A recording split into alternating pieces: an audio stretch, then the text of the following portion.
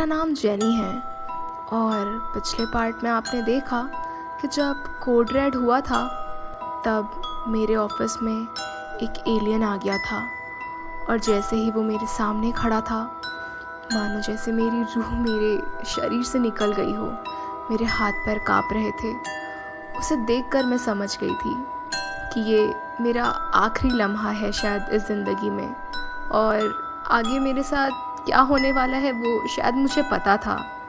शायद मैं अब ज़िंदा नहीं रहने वाली थी। मैं उससे इंग्लिश में ही कह रही थी कि please don't kill me, please don't kill me. मुझे इतना भी समझ नहीं था कि शायद वो मेरी लैंग्वेज समझ ही नहीं पाएगा। जब वो यहाँ का है ही नहीं तो वो मेरी लैंग्वेज कैसे समझेगा। शायद उसकी लैंग्वेज अलग होती होगी। पर जब उसने मुझसे बातें की तब मेरे होश उड़ गए। उसने मुझसे कहा कि मैं तुम्हें नहीं मारूंगा, आखिर मैं तुम्हें क्यों मारना चाहूँगा। मैं तो बस यहाँ अपने कमरे से बाहर टहलने के लिए आ गया था। मैं अक्सर ऐसा करता हूँ, मैं थोड़ी देर टहलता हूँ और फिर वापस अपने कमरे में चले जाता हूँ। पर तुम इस बारे में किसी को भी मत बताना। जैसे ही मैंने उसे बोलते हुए सुना मेरे होश उड़ गए थे। मुझे समझ नहीं आ रहा था कि जस्ट अभी मेरे साथ क्या हो रहा है। मैं बस यही सोच रही थी कि आखिर कैसे। मेरे दिमाग में 1000 सवाल चल रहे थे। मैंने उससे कहा कि क्या तुम मेरी भाषा समझ सकते हो? तुम इंग्लिश कैसे बोल सकते हो? क्या उनके ग्रह में भी इंग्लिश में ही बातें की जा सकती हैं? आखिर ऐसा कैसे हो सकता है? इसके बाद मेरी उससे बहुत देर तक बात हुई। उससे बातें करने के बाद मानो जैसे उसने मेरे सोचने का तरीका ही बदल दिया और वो उस रूम से चला गया और उसने कहा कि इस बारे में किसी को भी मत बताना। और मानो जैसे वो गायब हो गया हो, शायद वो अपने रूम में चला गया था। उसके जाने के बाद मेरे पास 2 ऑफिशियल्स आए थे और वो मुझसे तरह तरह के सवाल पूछ रहे थे। उन्होंने मुझसे पूछा कि क्या तुमने यहाँ पर किसी को देखा था? क्या कोई तुम्हारे रूम में आया था? तब मैंने उन्हें एलियन के बारे में कुछ भी नहीं बताया।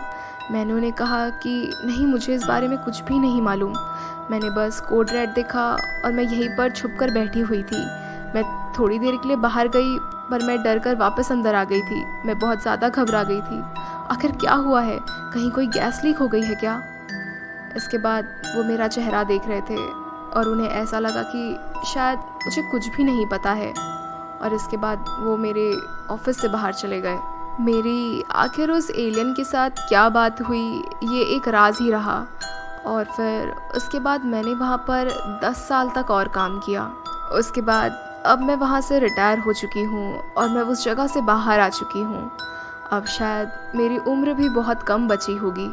मैं अब बहुत ज़्यादा बूढ़ी हो चुकी हूँ और यकीनन मेरी इन बातों पर कोई यकीन भी नहीं करेगा। सबके सोच का दायरा अलग होता है। वैसे क्या आप जानना चाहते हैं कि मेरी उस एलियन के साथ आखिर क्या बात हुई थी? ऐसी क्या बात हुई जो मेरे सोच का दायरा ही पूरी तरह से बदल गया? मेरा उससे सबसे पहला सवाल तो यही था कि आखिर उसे इंग्लिश भाषा कैसे आती है। तब उसने मुझसे कहा कि ये भाषा तो मैंने बचपन से पढ़ी है, ये हमारी प्राचीन भाषा है। तब मैंने उससे कहा था कि नहीं नहीं, ऐसा नहीं हो सकता, ये कोई प्राचीन भाषा थोड़ी है। इससे पहले और कई भाषा रही होंगी। ये करीब 2000 से 3000 साल पुरानी है। इससे पहले तो दूसरी भाषाएं चलती होंगी। पर उसने कहा कि हमारे लिए तो यही प्राचीन भाषा है। ये सुनकर मैं थोड़ा हैरान हो गई थी। तब मैंने उससे पूछा कि क्या तुम्हारे ग्रह पर भी इंग्लिश भाषा बोली जाती है? तब उसने कहा कि हमारे ग्रह पर तो बहुत हज़ारों साल पहले इंग्लिश भाषा बोली जाती थी। तब मैंने उससे पूछा कि आखिर तुम्हारा ग्रह है कहाँ पर? तुम इतनी दूर से यहाँ पर आते कैसे हो? क्या तुम्हारा विमान इतना तेज़ होता है? क्या वो बिजली या लाइट की स्पीड से भी ज़्यादा तेज़ होता है कि वो दिखाई नहीं देता? इसके बाद उसके जवाब ने मेरा नज़रिया और मेरे होश दोनों ही उड़ा दिए और बदल दिए। उसने कहा, मैं किसी और ग्रह से नहीं आया हूँ, मैं तो इसी ग्रह से हूँ और मैं इंसान हूँ। मैं यहीं पर पला बड़ा हूँ। मैं आज से करीब 20,000 साल पहले से आया हूँ। मैं भविष्य से आया हूँ। हम जिसे तुम सभी एलियन समझते हो, हम कहीं और से नहीं आए हैं, हम यहीं से आए हैं। हम तो इतिहास के इंसान को आगाह करने आते हैं। आने वाले समय में बहुत बड़ी गलतियाँ होने वाली हैं। इंसान अपने आप को पूरी तरह से बदल देंगे। उनके हाथों से बड़े बड़े नुकसान होने वाले हैं। धीरे धीरे इंसान के शरीर पर बाल नहीं होंगे। मेरा सर देखो, मेरा सर कितना बड़ा है। इंसानों ने अपने आप को बदल दिया और उनके सर धीरे धीरे बड़े होने लगे। आखिर इसी तरह से तो इंसान बदलते हैं। इतिहास में हमारी पूँछ हुआ करती थी और हमारा कद बड़ा होता था, पर अब ना तो हमारी पूँछ है और हमारा कद भी अब पहले से छोटा हो चुका है। इसी तरह से तो इंसान बदलते हैं। भविष्य में तुम भी मेरी जैसी ही हो जाओगी। हम इसी तरह से बदलते हैं और मैं भी तो यहीं का ही हूँ। भविष्य में इंसान से बहुत सारी गलतियाँ होने वाली हैं। वो इस धरती को पूरी तरह से तबाह कर देंगे। हर तरफ बस तबाही ही होगी। मैं क्या कर सकता हूँ, आखिर मैं भी तो एक इंसान ही हूँ। कुछ समय के बाद इंसान इंसान से ही लड़ने लगेगा। वो ज़मीन के लिए एक दूसरे को मारेंगे, खून बहाएंगे। कुछ समय के बाद वो खाने के लिए लड़ेंगे, एक दूसरे की जान लेंगे, खाने की कमी हो जाएगी। उस वक्त कोई देश नहीं होगा, कोई ज़मीन नहीं होगी, खाने पीने के लिए लड़ाई होगी। जब इंसान अपनी ज़रूरतें पूरी नहीं कर पाएगा तब वो ख़त्म होने लगेंगे। हम अपना वातावरण पूरी तरह से बर्बाद कर देंगे। क्या तुम्हें पता है हम भविष्य में कहाँ रहने वाले हैं?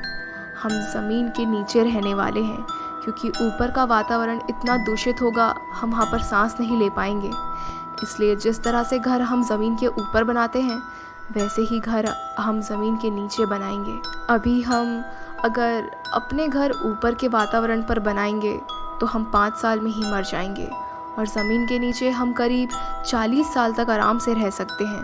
अभी तुम इस ज़िंदगी में 60 साल तक आराम से जी सकती हो, पर आगे की ज़िंदगी में 40 साल तक जीना भी मुश्किल हो जाएगा।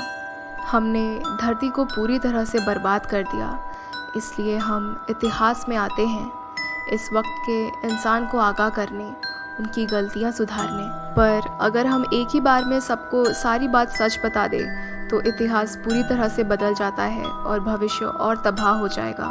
इसलिए हम अमेरिका के साथ मिलकर काम करते हैं। पर एक तरह से अमेरिका भी अलग संस्था है और हमारी अलग संस्था। हम उतना मिलकर काम नहीं कर सकते।